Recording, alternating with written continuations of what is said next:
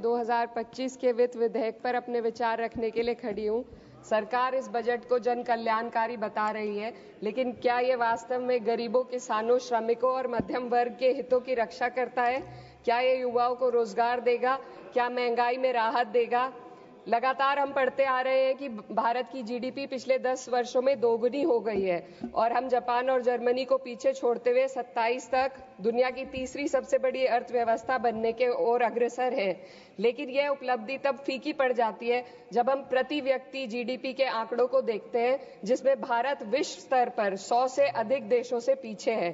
23-24 के लिए स्थिर कीमतों पर प्रति व्यक्ति जीडीपी केवल 1,24,600 रुपए है। ये कोई आश्चर्य की बात नहीं कि सरकार इस डेटा पर बात करने से बचती है, क्योंकि वे ये नहीं समझा सकते कि पूरे देश की जीवन स्तर में वृद्धि क्यों नहीं हो रही। वे ये नहीं बता सकते कि देश में इतनी गहरी आय असमानता क्यों बनी हुई है और आम नागरिकों को आवश्यक सेवाओं तक पहुंचने में इतनी कठिनाइयां क्यों होती हैं। सरकार दावे करती है कि भारत की अर्थव्यवस्था दुनिया में सबसे तेजी से बढ़ रही है, लेकिन इस विकास का लाभ केवल अमीरों को मिल रहा है। आज हमारे देश में शिक्षित युवा नौकरी की तलाश में दर-दर भटक रहा है। सरकारी नौकरियों में लाखों पद खाली पड़े हैं, लेकिन भर्ती नहीं हो रही।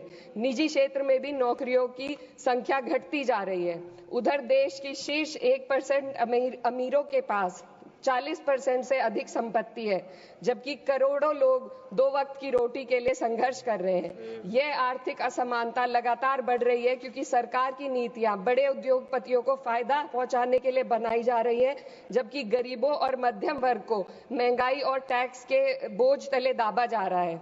जब यह सरकार सत्ता में आई थी तब $1 लगभग 60 रुपए के बराबर था और आज 83 तक पहुंच गया है। Sir 2 minute.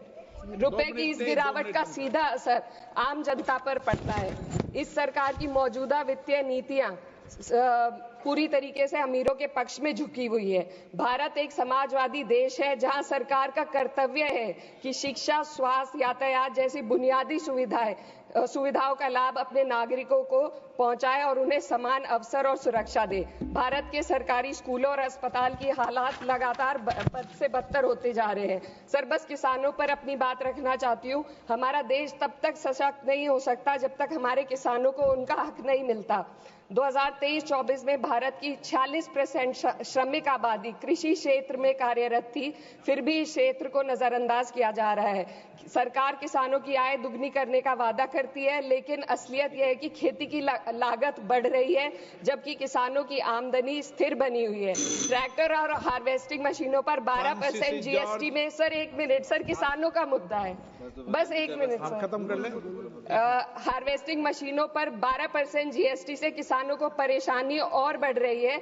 यदि सरकार इस बोझ को कम कर दे तो खेती में फायदा होगा। साथ ही साथ प्रधानमंत्री किसान सम्मान निधि के तहत जो मिलने वाली राशि है उसको बढ़ाकर 6,000 से 12,000 कर दे तो किसानों की आय में फायदा होगा।